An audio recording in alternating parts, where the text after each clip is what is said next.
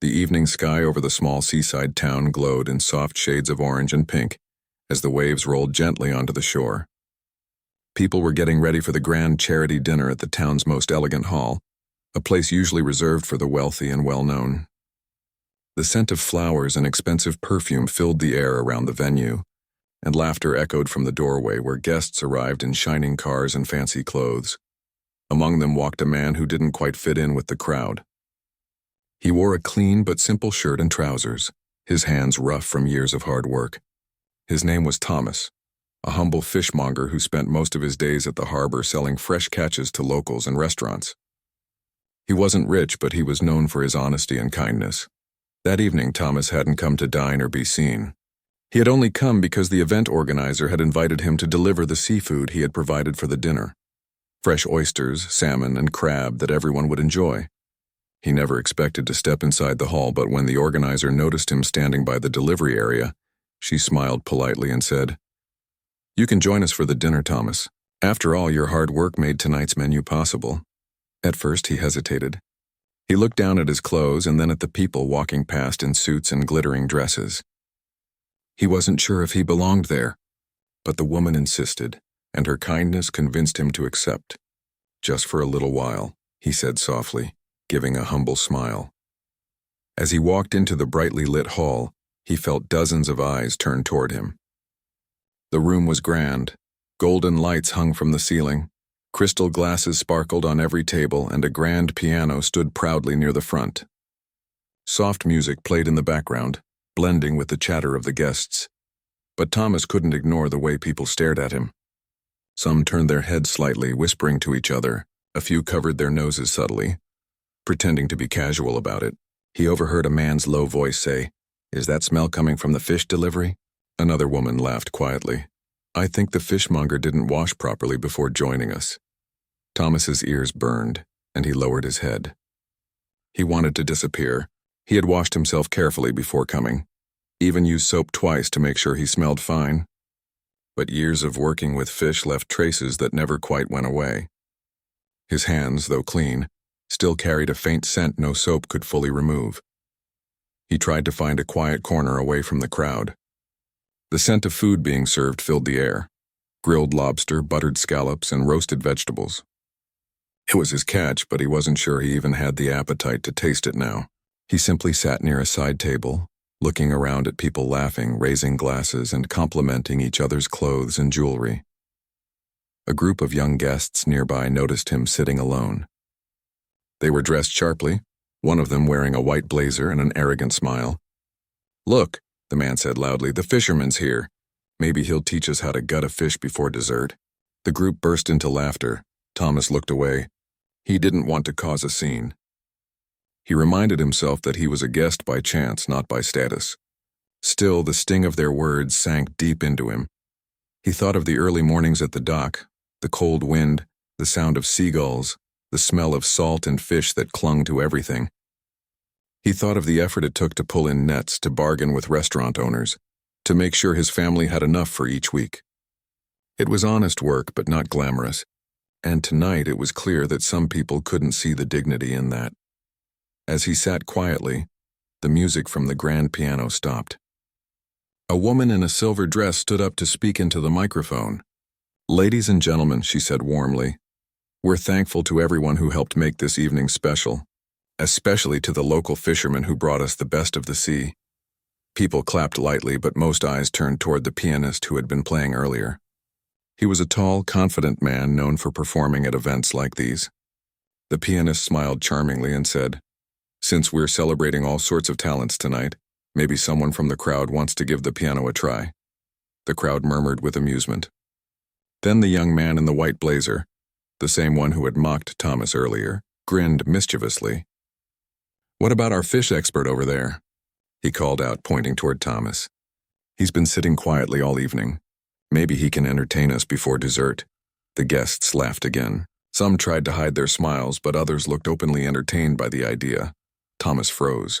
He didn't expect to be called out like that. The attention, the laughter, the mocking tone, it all hit him at once. He wanted to say no, to wave it off and leave. But the woman hosting the event looked at him kindly and said, "Only if you'd like to, of course." For a moment he stayed seated, heart pounding. Memories started to stir inside him, faint but powerful. He hadn't touched a piano in years. Long ago, before life became about bills and nets and saltwater mornings, music had been a part of him. His mother used to teach him at an old upright piano in their small home. She would smile as he played, saying, "Even when life smells of fish, your heart can smell of music." He blinked back the memory, unsure what to do. Everyone was waiting, watching him. The laughter faded slightly, replaced with curiosity. Finally, he stood up slowly. "All right," he said softly, almost to himself. "Just for a moment." The crowd murmured in surprise as he walked toward the piano. The man in the white blazer smirked and whispered to his friends, "This is going to be good." Thomas's steps were heavy. His rough hands looked out of place on the polished black surface of the grand piano. He stood there for a second, staring at the keys, feeling the air in the room grow still. He wasn't nervous about playing. He was nervous about being seen, not as who he was, but as who they thought he was. As he sat down, he ran his fingertips lightly over the keys. They felt cold smooth, almost foreign. He took a slow breath. Somewhere deep inside, the memory of music waited, buried under years of hard work and exhaustion. The crowd was silent now, except for a few whispers. Some looked curious, others still amused. The young man leaned back, crossing his arms, ready to laugh. Thomas didn't play yet. He looked up, his eyes drifting across the room. The golden lights shimmered above the guests' heads. The sea could be heard faintly outside, waves breaking in rhythm. He remembered his mother's hands on his shoulders as a boy, guiding him at the keys. He remembered the melody she used to hum, soft, gentle, and full of hope. For the first time that evening, he smiled. Before he could start, the man in the white blazer called out again, "Careful not to get fish scales on the piano." The guests laughed once more, though quieter this time. Thomas said nothing. He just closed his eyes. He let the laughter fade behind him like a distant wave. In that moment, the hall, the people, and the mockery disappeared. All that remained was him and the piano, two things that had once belonged to the same world, now reunited. He pressed one key, a soft, trembling note that filled the silence. The sound echoed in the room, fragile yet strangely powerful. The pianist, who had been watching nearby, tilted his head slightly. Something about that single note felt different. Thomas lifted his fingers again, ready to play more, but before he did, he whispered to himself, "For you, Mother." Then he began. The guests didn't know what to expect. Most thought it would be awkward, maybe funny. But within seconds, something changed in the air. The sound that came from the piano wasn't clumsy or random. It carried emotion and deep, moving and raw. People straightened in their chairs. Conversation stopped. Glasses froze midair. The man in the white blazer, who had been smirking, lowered his smile. The melody grew fuller, more graceful with each note. It wasn't flashy or loud. It was simple, heartfelt, like a story being told without words. And in that moment, the man they had mocked for smelling of fish didn't seem like a fishmonger anymore. He looked like someone who belonged to the music itself. Outside, the sea breeze drifted in through the half-open windows, mixing with the sound of the piano. The golden lights reflected on the polished surface, and for the first time that night, the hall fell completely silent. No one laughed. No one whispered. They only listened. The music lingered in the hall long after Thomas's fingers had left the keys. Guests shifted in their chairs, trying to understand what they had just heard. Some covered their mouths with their hands, unsure whether to whisper or stay quiet. The grand room, usually alive with chatter and soft clinking of glasses, was now filled with a strange and powerful silence. The young man in the white blazer, the one who had mocked Thomas before, sat frozen. His smirk had disappeared, replaced by something he didn't recognize in his own chest: awe. He opened his mouth to say something, but the words caught in his throat. The woman who hosted the event leaned forward, her hands resting on the table, watching him closely. Her eyes softened as she whispered to the guest beside her, "I think we underestimated him." Thomas, seated at the piano, felt a strange calm spread through him. The fear and embarrassment from earlier melted into something heavier, something more profound. It wasn't pride, though he could feel the weight of his hidden talent shining through. It was a quiet satisfaction. The kind that comes when you finally do something you've longed to do, even when no one believed you could. Yet the room had not fully recovered from the shock. People looked at each other, unsure of what to do next. Some clutched their glasses of wine as if holding on to them might anchor them to reality. Others simply stared at the piano, hesitant to breathe too loudly and break the spell. The pianist, standing nearby, took a small step closer. His eyes were wide, eyebrows raised. He whispered to no one in particular, "I've never heard anyone play like that before, never." Then the young man in the white blazer spoke up, trying to regain control of the situation, his voice a little shaky. Well, that was unexpected." His friends laughed nervously, unsure whether to join him or stay silent. He tried to appear casual, but it didn't work. The room no longer belonged to them. It belonged to Thomas, to the music that had grown from the depth of his soul. A waiter passed by with a tray of champagne, careful not to disturb the moment. Thomas remained seated, his hands resting lightly on the piano. He wasn't ready to stop. Each note he had played had awakened something inside him. Memories of his mother's gentle teaching and the hours he had spent practicing in secret as a boy. Those memories were stronger now, more vivid than ever, and they guided his fingers as if they remembered the songs he had almost forgotten. People began to lean in, curious and careful not to make a sound. The woman who had invited him to the dinner moved closer, smiling softly. "Would you like to play more?" she asked, her voice gentle, offering encouragement rather than pressure. Thomas hesitated for a moment, glancing around the room. The whispers had faded, replaced by intense focus. He could feel the eyes of the crowd on him, not with mockery now, but with genuine attention. He nodded slightly, almost imperceptibly. Then he began to play again.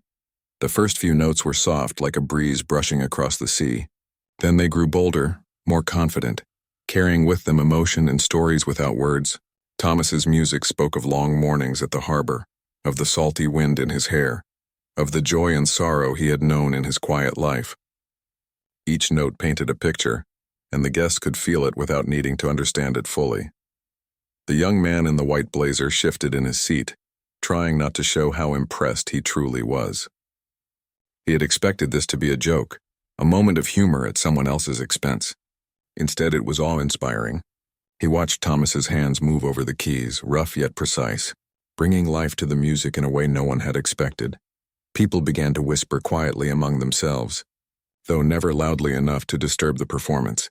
"Where did he learn to play like that?" one woman asked softly. Another shook her head in disbelief. He shouldn't be able to play like that. It's impossible." Thomas, however, didn't notice their whispers. He was lost in the music, in the memories and feelings it brought to the surface. He remembered practicing late at night as a boy, the small piano in the corner of their modest home, his mother's hands guiding his. He remembered the feeling of connection, of expression, of telling a story without words. Tonight it all came back to him, stronger than ever. The room began to change. The walls that had seemed so imposing, the glittering lights and expensive decorations, now felt like they existed solely to showcase this moment. People's expressions softened. Some leaned forward, captivated. Some wiped a tear without realizing it. Even the young man who had mocked him earlier could not help but be moved. He sat in silence, watching Thomas with a mixture of surprise and respect. Then a subtle shift happened. A small group of guests approached the piano quietly, unsure if they should interrupt or not. One elderly woman reached out and touched Thomas's shoulder lightly. "Play whatever you want," she said softly. "It doesn't matter what anyone thinks. Just play." Her words seemed to give him strength. He lifted his head slightly, glancing around the room, and saw that the mocking laughter had disappeared entirely. There was no judgment now, only anticipation, only a desire to hear more of the story his music was telling. Thomas began a new melody, one that was slower, more thoughtful. It was almost like a conversation between him and the room, between him and the memories of his mother, between him and the years he had spent working quietly, often unnoticed. Each note resonated with honesty, with the rawness of someone who had lived a full life but rarely had the chance to show his true self. People were mesmerized. Some leaned in as if closer proximity would help them understand the magic. Others simply closed their eyes, letting the music wash over them, imagining the world Thomas had lived in, the docks, the sea, The long mornings filled with labor and laughter and the occasional sorrow. The young man in the white blazer finally spoke, though his voice was quieter than before. I didn't expect this, he admitted, almost to himself. He's incredible. Thomas didn't answer. He didn't need to. His hands moved over the keys, telling a story far more powerful than words could convey. Every person in the room felt it. The struggle, the quiet determination, the hidden talent that had waited for this moment to shine. As the melody continued, some guests began to reflect on their own lives. They thought about the people they had underestimated, the judgments they had made based on appearances, the small assumptions that led them to laugh at others. Thomas's music reminded them that everyone has a story, and sometimes the most extraordinary things are hidden in the most ordinary places. By the time Thomas finished, the room was completely silent for a long moment. It wasn't the silence of anticipation or awkwardness. It was a silence of respect, of understanding, of amazement. No one spoke. No one moved. They simply absorbed what they had just witnessed. Then the applause began. At first it was quiet, polite, almost hesitant, but it grew wave after wave until the entire hall was clapping, cheering, and whistling. People rose from their seats, some standing, some wiping tears from their eyes. The young man in the white blazer finally stood, his arms slightly raised in reluctant admiration. Thomas remained seated at the piano, his hands resting lightly on the keys. He looked around the room and smiled quietly, feeling a sense of peace he hadn't felt in years. The laughter, the whispers, the judgment, all of it was gone, replaced by acknowledgement and appreciation. The host of the event approached him, her eyes shining. "You've touched everyone here tonight," she said softly. "I think it's safe to say that no one will ever forget this moment." Thomas nodded, feeling a warmth in his chest. It wasn't about fame or recognition. It was about being seen for who he truly was, for his talent, for the heart he had carried quietly all these years. The young man in the white blazer finally walked up to him, extending a hand. I owe you an apology," he said. "I shouldn't have made fun of you. I see now. You're extraordinary." Thomas accepted the handshake, nodding politely. "Thank you," he said simply. "I didn't play for anyone but the music. But I'm glad it reached you too." For the first time that night, Thomas felt that the room had become a place where he belonged, not because of wealth or status, but because of honesty, talent, and courage. He had faced mockery, embarrassment, and doubt, yet he had stood tall and let his heart speak through his hands. And in doing so, he had not only surprised the audience, but also reminded them of something they had almost forgotten, that true talent and true beauty are often found in the most unexpected places. And as the evening continued, with guests still buzzing about what had happened, Thomas quietly returned to his seat at the edge of the hall. He didn't need the spotlight anymore. The music had done its work, and he had done his. Outside, the sea reflected the moonlight, waves lapping softly against the shore.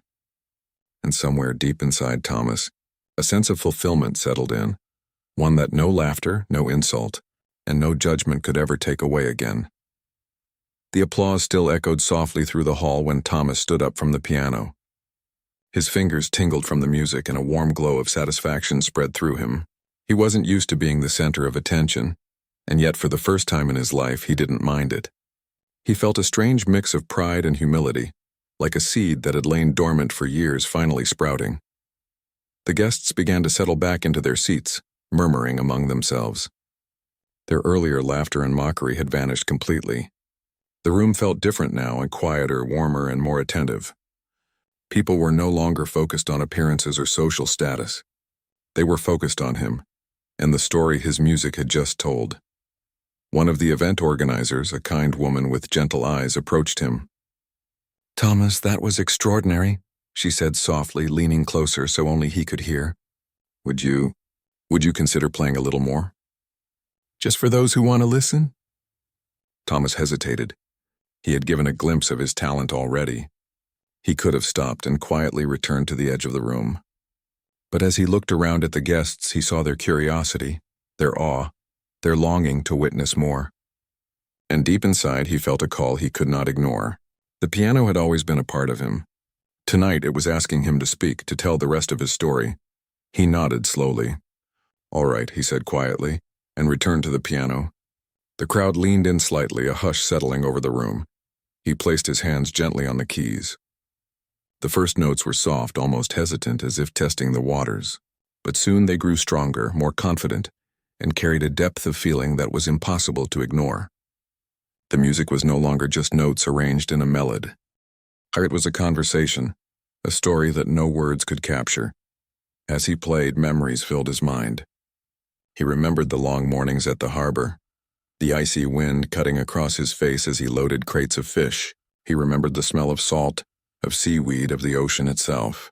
He remembered the exhaustion, the calloused hands, and the silent pride of doing work that mattered, even if it was never admired by those around him.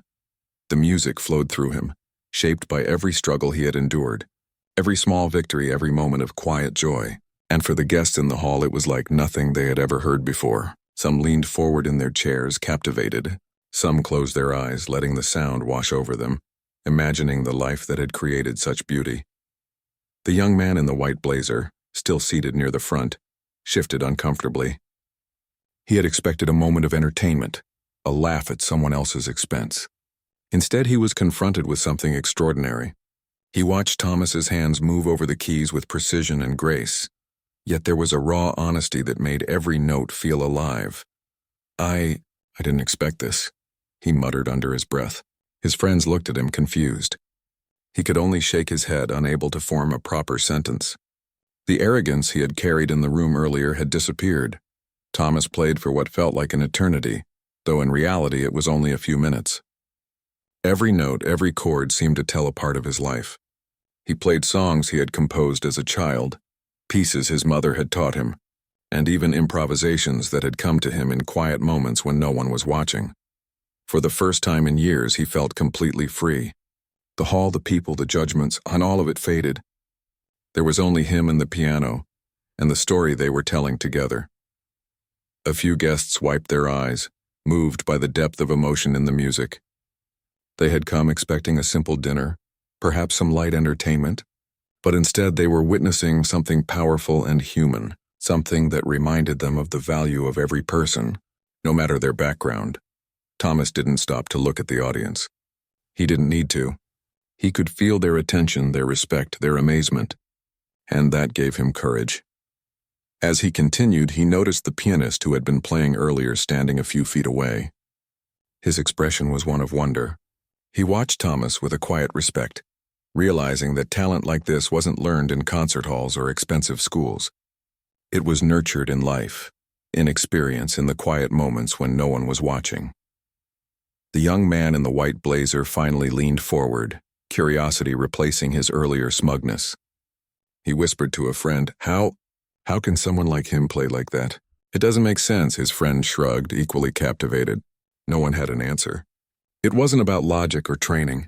It was about heart, about soul, about life itself translating into sound. Thomas's music grew more expressive, more daring. He experimented with rhythm and tone, blending memories of the sea with melodies from his childhood. He remembered his mother's gentle encouragement, the quiet afternoons spent learning to express his feelings through the keys, the way music had been his refuge when life seemed too heavy.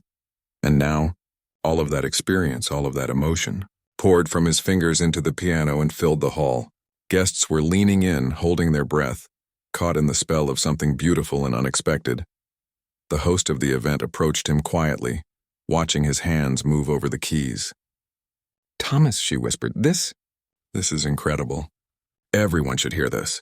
You have to share this more often." Thomas nodded, a small smile forming on his lips. He wasn't playing for fame. He wasn't playing for recognition. He was playing because it was a part of him, because the music had been waiting patiently for this moment. The young man in the white blazer finally stood, his face pale with amazement. He approached the piano slowly, unsure how to react. I want to apologize," he said, voice shaking slightly. "I shouldn't have made fun of you earlier. You're extraordinary." Thomas looked up briefly, meeting his gaze. "Thank you," he said simply. "I didn't play for anyone but the music, but I'm glad it reached you too." The room remained silent again, not because of fear or discomfort, but because everyone had been changed by what they had just witnessed. The music had opened something inside them, a reminder that talent, beauty, and courage often come from the most unexpected places. A few guests began to approach him, offering words of admiration and encouragement. Some asked him where he had learned to play. Others complimented the emotion and feeling behind every note. Thomas accepted each word with quiet gratitude, never letting it inflate his ego. He knew the music wasn't about him. It was about something bigger, something that connected everyone in the room, if only for a moment. He played a few more gentle notes, letting the music fade softly. The guests listened until the last sound disappeared, leaving a calm, warm silence in the hall. No one moved at first. They were reluctant to break the spell. The young man in the white blazer was the first to clap, slowly at first, then more enthusiastically. Others followed until the hall was filled with genuine applause, cheers, and expressions of admiration. Thomas rose from the piano feeling a mix of relief and quiet joy. He had faced the mockery, the doubt, and the challenge. He had stood before them all and let his heart speak, and they had listened. Not just listened, but felt. And that was more than he could have asked for. The host smiled at him warmly. "You've touched every person in this room tonight," she said. "We all underestimated you, and we were wrong. Would you consider sharing your music more often? People need to hear it." Thomas shook his head slightly, smiling humbly. "I don't play for fame," he said. "I play because it's a part of me. But I'm glad people could feel it tonight." The young man in the white blazer finally extended a hand again. "Thank you," he said. "And I truly mean it. You've shown us something we'll never forget." Thomas accepted the handshake, nodding. "Thank you," he said simply. "That means more than you know." As the evening continued, the atmosphere had completely changed. The laughter that had once mocked him was gone. People treated him with respect, curiosity, and warmth. He could feel the difference in how they looked at him. Not as a fishmonger, not as someone who smelled a fish, but as a person with talent, heart, and depth. Outside the windows, the sea reflected the moonlight, the waves gently lapping against the shore. Inside the hall, Thomas felt a quiet satisfaction. He had not only shared his music, but he had also shared a part of himself that few had ever seen. And that, he realized, was more valuable than any applause, any recognition, or any wealth. For the first time in his life, he felt that the world had noticed him for who he truly was. The room was filled with applause that seemed to go on forever. Yet in Thomas's mind, it felt like the world had paused. Every clap, every cheer echoed strangely, as if bouncing off his memories and carrying them back into the present. He hadn't expected this. He hadn't come to the hall seeking praise or attention, and yet here it was, washing over him like a tide he had long forgotten existed. He stepped back from the piano, letting his hands rest lightly on the keys. The smooth surface was cool beneath his fingertips, and he remembered how it had felt as a boy in their small home, sitting at an upright piano that barely reached his knees. His mother would hum quietly as she guided him through scales and simple songs. Those days had been full of warmth, despite the modesty of their life. And now, decades later, he was in a grand hall, facing an audience that had once mocked him, yet now looked at him with something he didn't expect: respect. Thomas glanced around. Faces that had once been full of laughter and judgment now held expressions of wonder, curiosity, and a kind of quiet reverence. Some people were still sitting, unsure whether to rise or to stay seated, caught in the awe of what they had just witnessed. Others were whispering to each other, unable to contain their surprise. They had come expecting entertainment, perhaps a bit of humor, but instead, they had been shown something far deeper, something human. The young man in the white blazer stood at the edge of the crowd, his arms crossed but his posture tense. He seemed to be struggling with the realization that the person he had ridiculed was more than he had imagined. He wasn't just skilled. He had something that could not be taught, a connection to the music that came from a lifetime of lived experience. It was raw, honest, and impossible to ignore. Thomas looked back at the piano for a moment. He wanted to play more, to continue the story that had started to unfold under his fingers, but he also wanted to let the room breathe. Music had a way of speaking when words could not, and he felt the room needed a pause to feel what had just been created. The host of the evening approached him again, this time with a different kind of smile. There was pride there, yes, but also something softer, something more personal. "Thomas," she said quietly, "I don't think anyone here will ever forget tonight. Not just the music, but the courage it took to play in front of us all."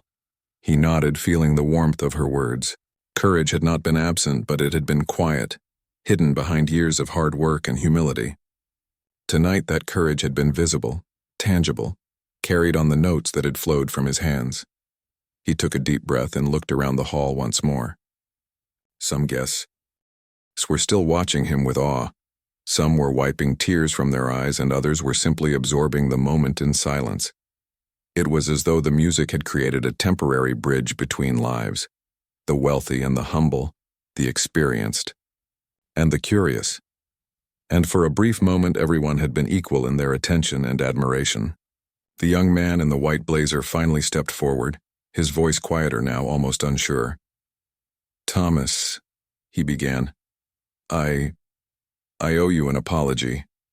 I shouldn't have made fun of you earlier. You're incredible."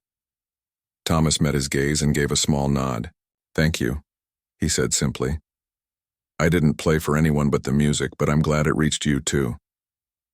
There was a pause in the room.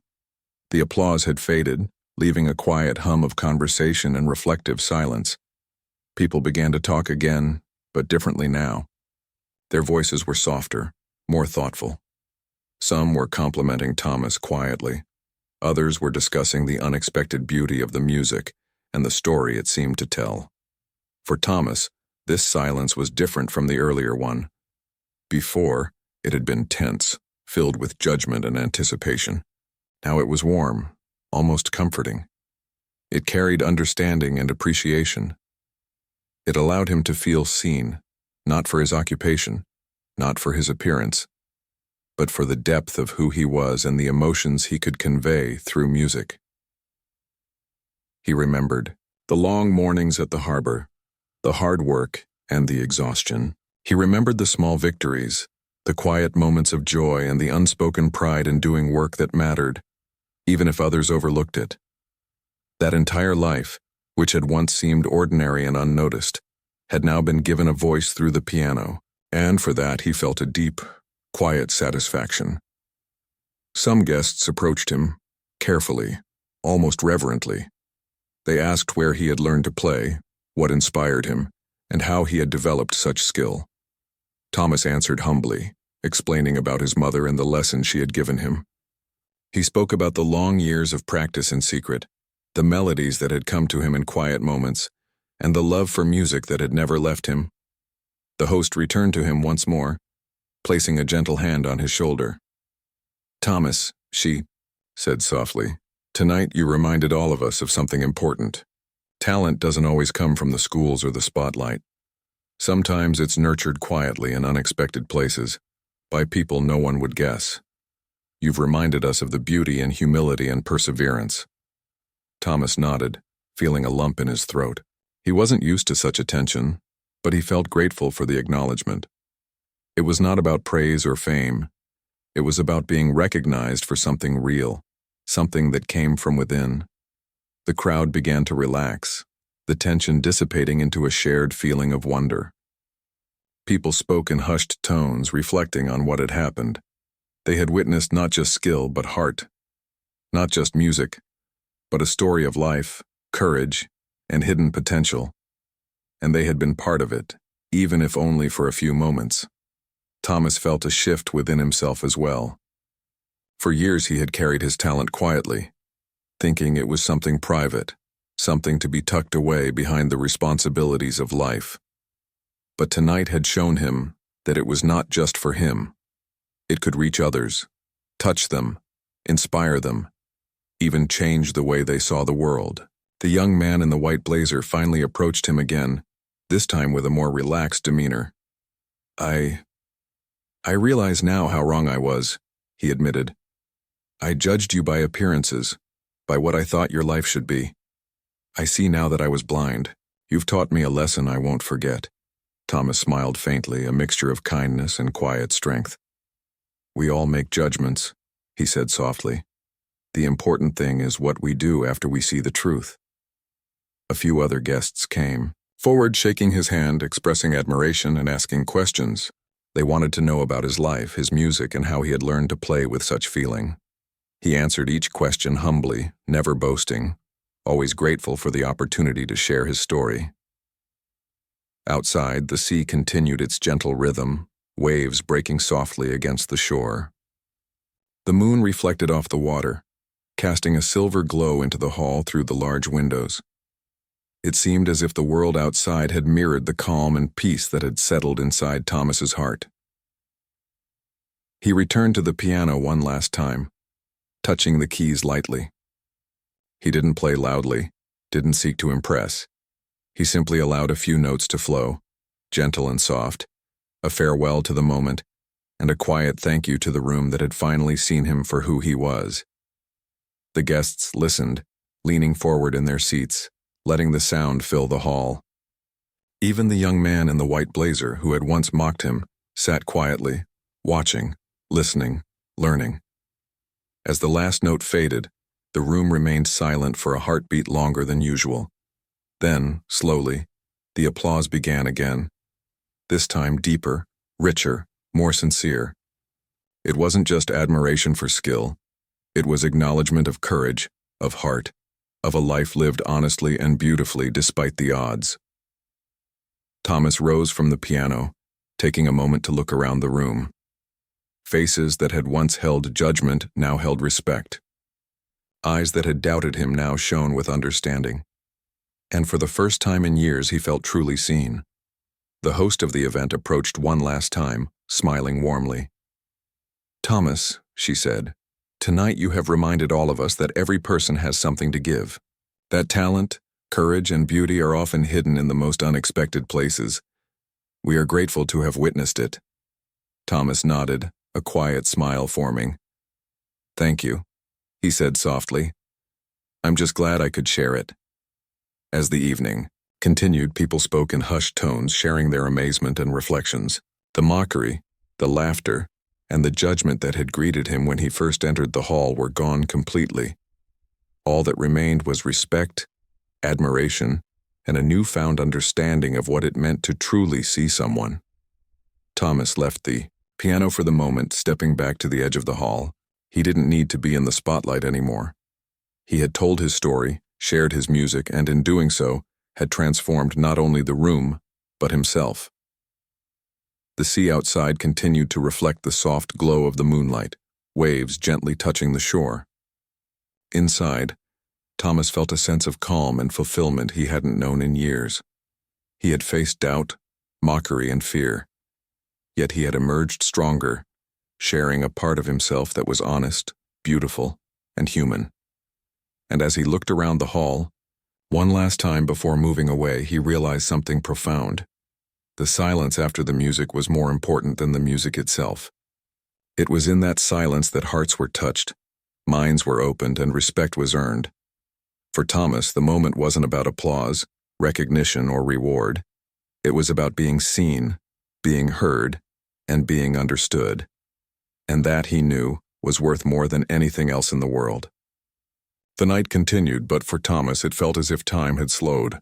The music, the applause, and the once hushed whispers had faded into a soft murmur of conversation. Guests were lingering, reluctant to leave, as though they were afraid the magic of the evening would disappear the moment they walked out the door. For them, the memory of what had happened would stay with them long after the lights were turned off and the doors were closed. Thomas moved quietly toward the edge of the hall, feeling the weight of the evening settle on his shoulders, not as exhaustion, but as a calm, deep satisfaction. He hadn't come seeking recognition, yet the way people looked at him now, with admiration, curiosity, and genuine respect, was something he would never forget. He had been given a chance to show not just talent, but the depth of a life lived quietly, honestly, and with heart. A few guests approached him carefully, offering compliments that were more personal than polite. "Your music, it felt like it spoke to all of us," one said, her voice soft, as if afraid to break the spell. Another shook his head in disbelief. "I've never heard anything like that in my life. You have a gift that can't be taught, you were born with it." Thomas smiled, though it was humble and quiet. "Thank you," he said simply. "I'm glad it could reach you. That's all I ever hoped for." The host of the evening came up to him again, this time holding a small card in her hand. "Thomas," she said softly, "there's someone here who would like to offer you an opportunity. They were so moved by your performance that they want you to perform at the town's cultural center. It's not just a concert. They want you to share your story and your music so others can feel what we all felt tonight." Thomas blinked, surprised. He had never imagined such a thing. His music had always been private, something he did, in quiet moments, a part of himself he had hidden from the world. But now it seemed the world was asking him to share it. He thought about his life for a moment, the early mornings at the harbor, the long hours of work, the times when he had played alone, simply to keep his spirit alive. Could he really take this next step? Could he stand in front of a larger audience, perhaps people who would judge him even more harshly than the crowd tonight? And then he remembered something his mother had told him when he was a boy, sitting at their small piano in the corner of their home. "Music is meant to be shared," she had said softly. "It doesn't belong to one person alone. It grows stronger when it reaches others." Thomas nodded to himself. Perhaps this was the moment she had always hoped for, the moment when his music would reach beyond the quiet corners of his life and touch others in a meaningful way. The young man in the white blazer who had once mocked him approached Thomas cautiously. "I just want to say again, I was wrong," he said quietly. "I judged you unfairly and I can't apologize enough. You've shown me something I'll never forget." Thomas met his gaze, seeing sincerity there. "It's all right," he said softly. "We all make mistakes. What matters is what we do after we see the truth." The young man nodded, and for the first time he looked at Thomas not as someone beneath him or someone to laugh at, but as a person he could respect. It was a small, quiet redemption, and yet it felt profound. As the night wound down, Thomas found a moment to step outside. The air was crisp, carrying the scent of the sea. The moonlight danced on the waves, and he felt a sense of peace he hadn't known in years. The sounds of the hall, laughter, music, chatter, were faint behind him now, and yet their memory remained alive in his heart. He thought about the people he had encountered tonight, those who had judged him harshly, those who had mocked him, and those who had quietly supported him. All of them had played a part in the evening, and all of them had learned something from it. Even in the face of ridicule, he had remained true to himself, and in doing so, he had touched hearts. The days that followed the event were filled with unexpected surprises. Invitations arrived for him to play at local gatherings, small concerts, and even community events. People who had never seen him before reached out, asking to hear his music, to learn more about his life, and to witness the story that had emerged from quiet persistence and hidden talent. Thomas accepted some of these invitations, always carefully, always humble. He never sought fame, and he never wanted the attention. But he had come to realize that his music had a power he could not ignore, the power to inspire, to heal, and to remind others of the beauty that can exist in the simplest, most unexpected places. Word of the fishmonger who could play like a master pianist spread quickly. Friends, neighbors, and strangers all spoke of the performance that had silenced an entire room, and left even the most skeptical guests in awe. Some came to see him at the harbor, just to meet the man whose hands could turn work and life experience into something extraordinary. Thomas returned to his work at the harbor each morning, as he had done for years. The nets, the crates, the smell of salt and fish, all of it was familiar, comforting, and grounding. But now there was something different. When he moved through the town, people greeted him with smiles, nods, and kind words. They had seen his talent, witnessed his courage, and respected the person he had always been beneath the surface. Even the young man in the white blazer changed. He began to approach Thomas with humility and genuine interest, asking about the music, asking about the stories behind the melodies. The two developed an unusual friendship, one built not on social status or appearance but on mutual respect and admiration. Thomas's life didn't change in dramatic ways. He still rose early to load his crates, still spoke to customers with kindness, and still lived simply. But there was a new light in his days, a quiet confidence, a knowledge that he had faced judgment and emerged not only intact, but stronger. He had shared his gift with the world, and the world had responded with warmth and respect.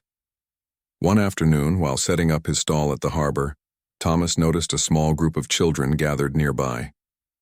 They watched him curiously as he handled the fish, some whispering to each other. He smiled and waved. One of them timidly asked, Can you show us how you play the piano? Thomas paused, then chuckled softly. Maybe one day, he said, kneeling down to meet their eyes.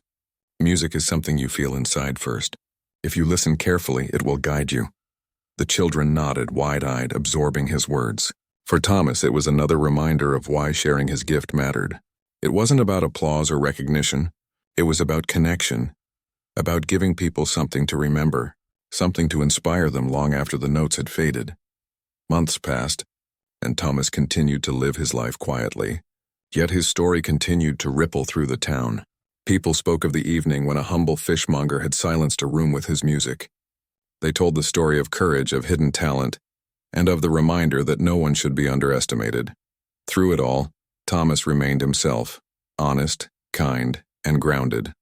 He never let the attention or admiration change who he was. The music had given him a voice, but it had not changed the values he carried in his heart. One evening, standing by the harbor and watching the sun sink into the sea, Thomas reflected on everything that had happened. The fear he had felt when entering the hall, the mockery, the laughter, the moment of standing at the piano, and the overwhelming response. It all seemed like a lifetime compressed into a single evening. He smiled quietly to himself. He had learned something important. Life could be harsh and unfair. People could judge without knowing, and moments of ridicule could feel unbearable. But if he remained true to himself, if he allowed his heart and his talents to guide him, even the smallest gestures could leave a lasting impact. The harbor was calm, the waves reflecting the colors of the sunset. Thomas ran his hand along the side of a crate, feeling the texture of the wood and the faint salt in the air. It reminded him of everything he had worked for, everything he had endured, and everything he had yet to share. And he knew that the music, the courage, and the story of that night would remain with him forever. Not as a fleeting moment of fame, but as a quiet, enduring proof that even in the most ordinary lives, extraordinary beauty can be found. Thomas picked up a small notebook he kept in his pocket, the one where he jotted down melodies and ideas whenever they came to him. He flipped through the pages, smiling at the familiar sketches of songs he had almost forgotten. Tonight, he thought, he might play them again, not for an audience, not for applause, but for the simple joy of letting the music speak. As the evening settled into night, and the harbor lights reflected on the water, Thomas felt a profound sense of peace. He had faced judgment and mockery. He had embraced his talent, and he had shared it with the world. In return, the world had given him something priceless: respect, understanding, and a reminder that life's most extraordinary moments often come from the most unexpected places. He took a deep breath, inhaling the salty sea air, and smiled. The piano, the music, and the courage to be himself had changed everything. And he knew that from this night forward, he would never again doubt the power of his own heart, or the beauty that could come from simply being true to who he was. The story of the humble fishmonger who silenced a room with his music would be told for years to come, inspiring others to believe in themselves, to embrace their hidden talents, and to remember that no one should ever be underestimated. And for Thomas, the lesson was simple. Life could surprise you. People could surprise you, and sometimes a single act of courage could change everything. He looked out at the sea one last time, the moonlight shimmering on the waves, and whispered softly to himself, "Thank you, Mother. I hope I've made you proud."